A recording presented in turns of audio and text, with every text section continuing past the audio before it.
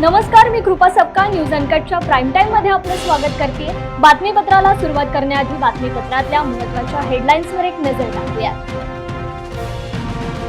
महायुतीचे उमेदवार सुनील तटकरे यांचे मुरुड राजापुरी येथे शक्ती प्रदर्शन, शेकडो कार्यकर्त्यांनी काढली बाईक रॅली। धुळ्यात काँग्रेसच्या शोभा बच्छाव यांचा शक्ती प्रदर्शन करत अर्ज दाखल, बाळासाहेब थोरातांनी केली गिरीश महाजनांवर टीका।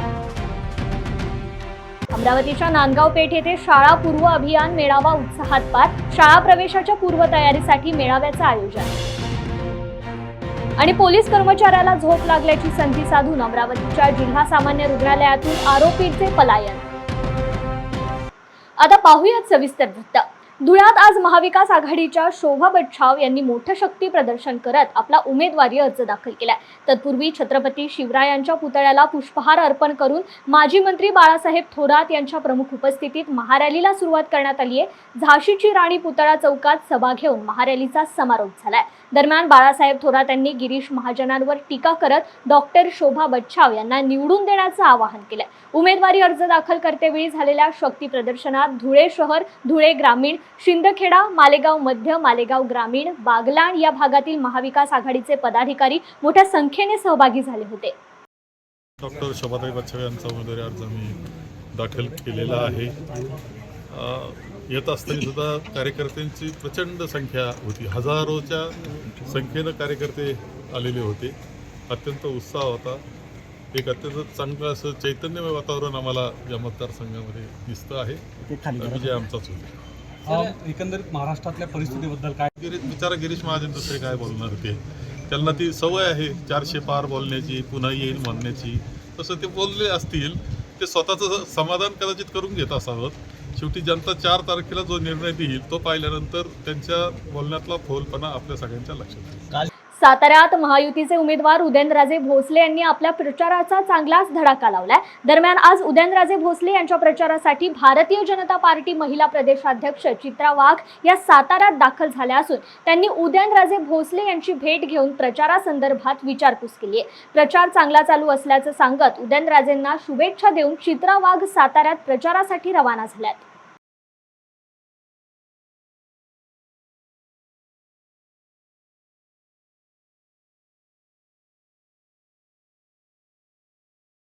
धुळे लोकसभा निवडणुकीमध्ये मतदानाची टक्केवारी वाढवण्यासाठी जिल्हा प्रशासनाच्या वतीने धुळेकर वोट कर अभियान राबवण्यात आलं। मतदानाविषयी नागरिकांमध्ये जनजागृती करण्यासाठी शिवतीर्थपासून सुरुवात करत शहरातील प्रमुख मार्गांवरून ही जनजागृती रॅली काढण्यात आली। जनजागृती रॅलीमध्ये शासनाच्या सर्वच विभागांनी सहभाग घेतला होता। गेल्या निवडणुकीपेक्षा या निवडणुकीत मतदान टक्केवारी वाढवण्यासाठी प्रशासनाच्या वतीने विविध प्रकारचे उपक्रम राबवून नागरिकांमध्ये जनजागृती केली जाते। त्याच माध्यमातून धुळेकर वोट कर अभियान राबवून नागरिकांना जास्तीत जास्त मतदान करण्याचं आवाहन प्रशासनाच्या वतीने करण्यात आलंय। आजच्या रॅलीमध्ये सांगण्यासारखं असेल 4 विभाग जे पोलीस विभाग, महसूल विभाग, महानगरपालिका आणि जिल्हा परिषद, त्याचबरोबर जिल्हा उपनिबंधक आणि जे अशासकीय संस्था आहेत, महिला, रोटरी क्लब यांचाही सहभाग आजच्या महारॅलीमध्ये लाभला होता। त्याच्या जवळजवळ 7000 लोक आज महारॅलीत सकाळी 7 वाजता उपस्थित होते। ही आज धुळेकरांसाठी फार अभिमानाची गोष्ट आहे। आणि आजची जी थीम होती वोट कर धुळेकर, तर यास आज व्यापक प्रचार प्रसिद्धी देण्यात आली। त्याचा मूळ उद्देश जसं सांगितलं शिप्स की हा जनजागृती करणे, लोकांना अवेअर करणे आणि धुळे शहरातली मतदानाची टक्केवारी वाढवणे या उद्देशाच्या दृष्टीने आजची महारॅली आयोजित करण्यात आली होती। रायगड लोकसभा महायुतीचे उमेदवार सुनील तटकरे यांची रायगडमधल्या मुरुडमधील राजापुरी येथे आज जोरदार प्रचार सभा पार पडली आहे। भाजपसह अन्य घटक पक्षांनी मोठी ताकद लावत जोरदार शक्ती प्रदर्शन केलं। यावेळी शेकडो कार्यकर्त्यांनी संपूर्ण मुरुड शहरातून बाईक रॅली काढली। यावेळी अलिबाग मतदारसंघाचे आमदार महेंद्र दळवी, भाजपचे महेश मोहिते, राष्ट्रवादीचे मनोज भगत, भाऊ साळुंखे, भरत बेलोसे यांच्यासह अनेक कार्यकर्ते या रॅलीत सहभागी झाले होते। यानंतर झालेल्या सभेत उमेदवार सुनील तटकरे यांनी उपस्थितांना मार्गदर्शन केलं। सरकार त्या ठिकाणी काम करण्याचा प्रयत्न करत आहे। अनेक वेळा बोललं जातं की संविधानामध्ये बदल केला जाईल। संविधान चंद्र सूर्य असेपर्यंत या देशातलं संविधान आबादी जाणारच आहे, त्या कोणाच्या मनामध्ये काय शंका नाही। पण हे का आता पसरवलं जातं? का यावेळेला मुस्लिम समाजामध्ये जाणीवपूर्वक व्हॉट्सअपच्या द्वारे मेसेज त्या ठिकाणी केले जातात. ते इस्माईल सारखा एखादा कार्यकर्ता, फैरोजभाई सारखा असतील, आमदार साहेबांना मानणारा मुस्लिम समाजातील कार्यकर्ता असेल, त्यांना आमच्या धर्मनिरपेक्ष विचारावरती विश्वास अधिकार. गेले अनेक वर्ष आम्ही त्या विचाराच्या माध्यमातून काम करत आलो, त्याच्यावरती आपला विश्वास. 370 कलम म्हणजे नेमकं काय?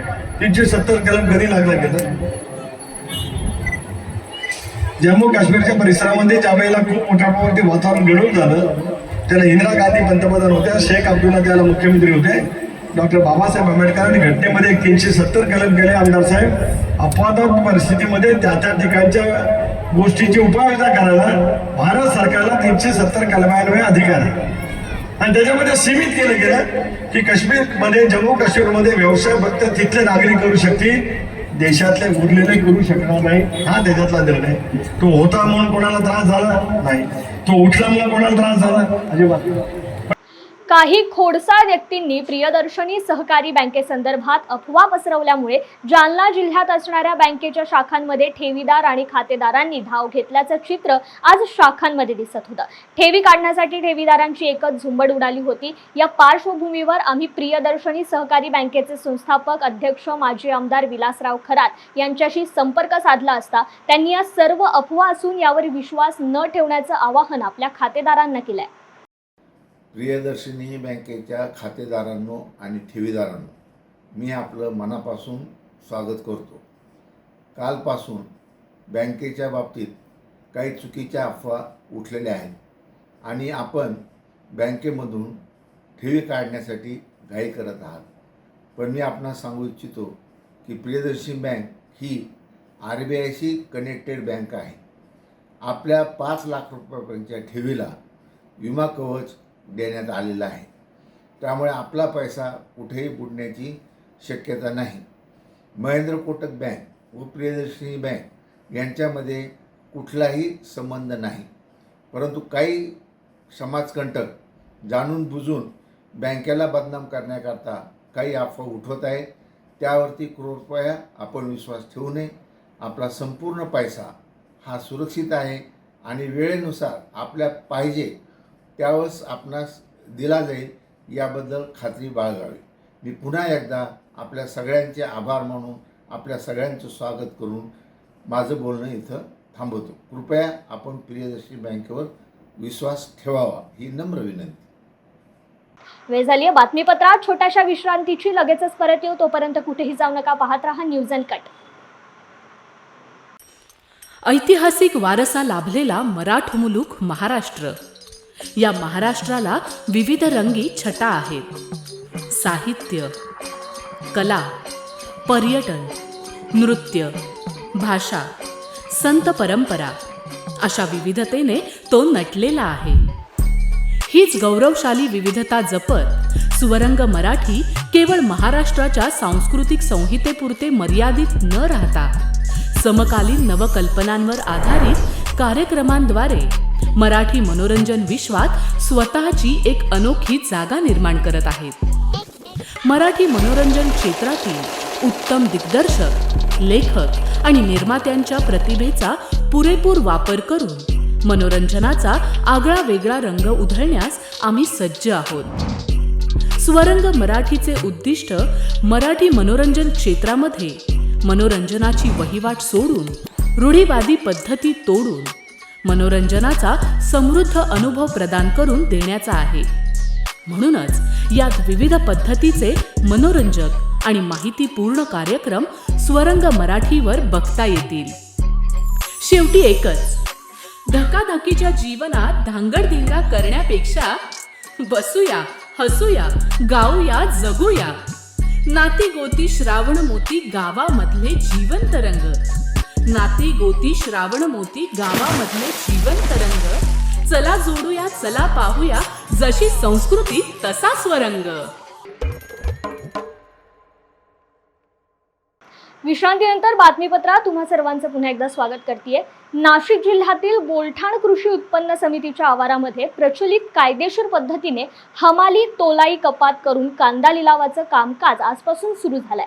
जिल्हा व्यापारी असोसिएशन यांनी पुकारलेल्या बंदची कोंडी फोडण्यासाठी नांदगाव बाजार समितीला यश मिळालं असून लिलावाचं कामकाज सुरू करण्यात आल्याने शेतकरी वर्गाने समाधान व्यक्त केलंय. नांदगावचे आमदार सुहास कांदे यांच्या नेतृत्वाखाली बाजार समितीचे सभापती अर्जुन पाटील यांच्या उपस्थितीमध्ये बैठक होऊन व्यापारी वर्गाने सदरच्या लिलावात सहभागी व्हावं, अन्यथा परवाने निलंबित करण्याचा इशारा देण्यात आला होता.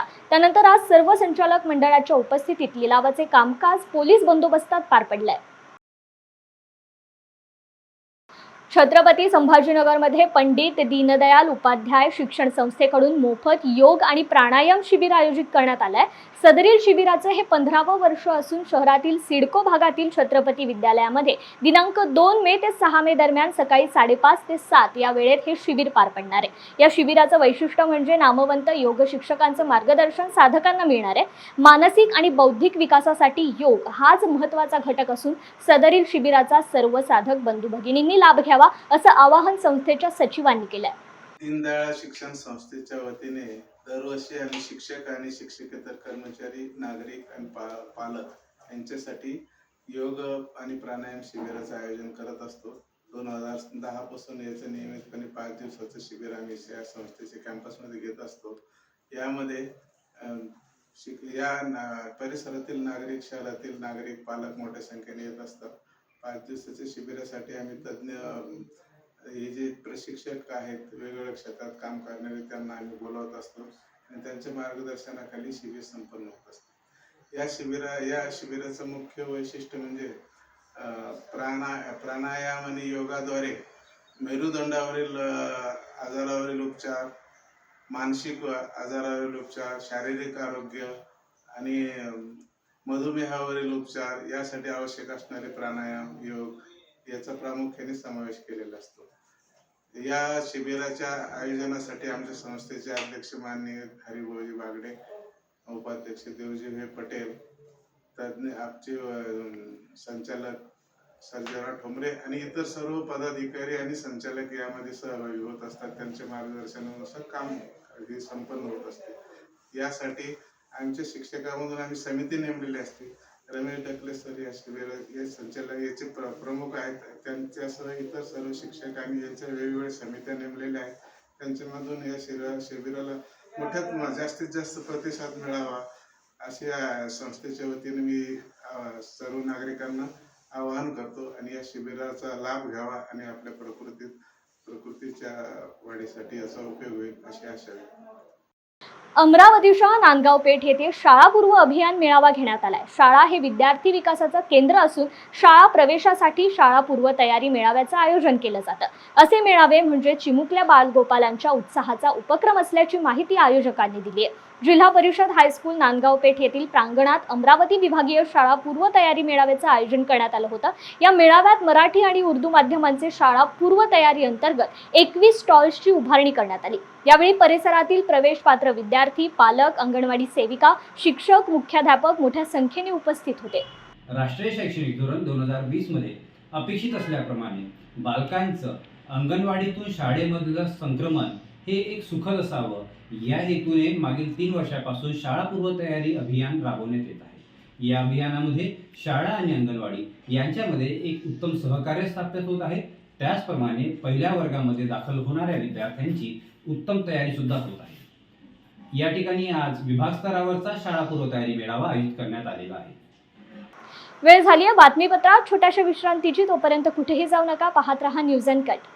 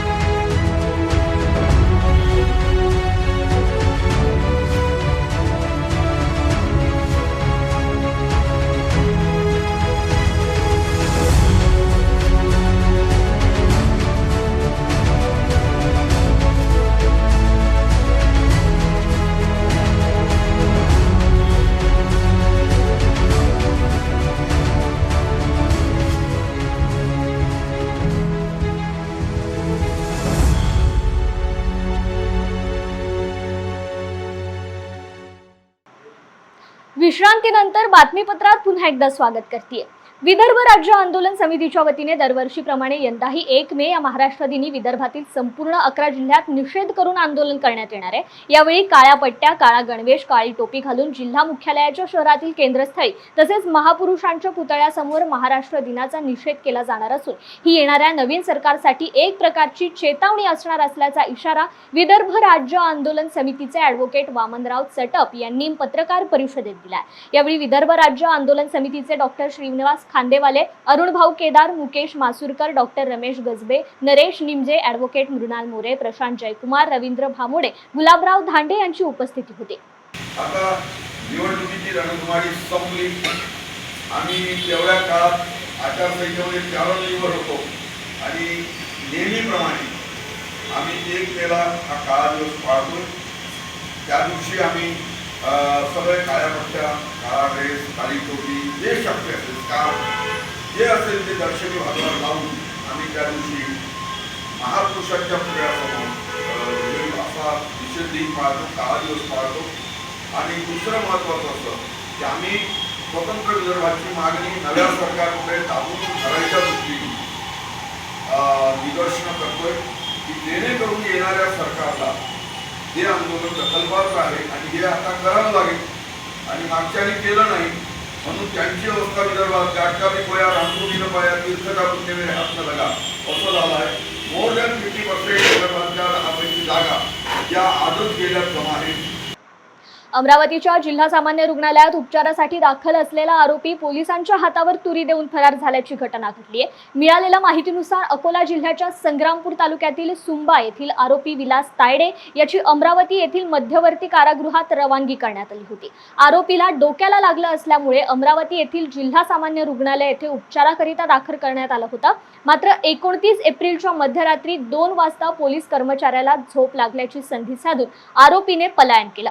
या घटनेमुळे जिल्हा रुग्णालयाच्या परिसरात एकच खळबळ उडाली असून पोलिसांनी आरोपीचा शोध घेण्यास सुरुवात केली आहे।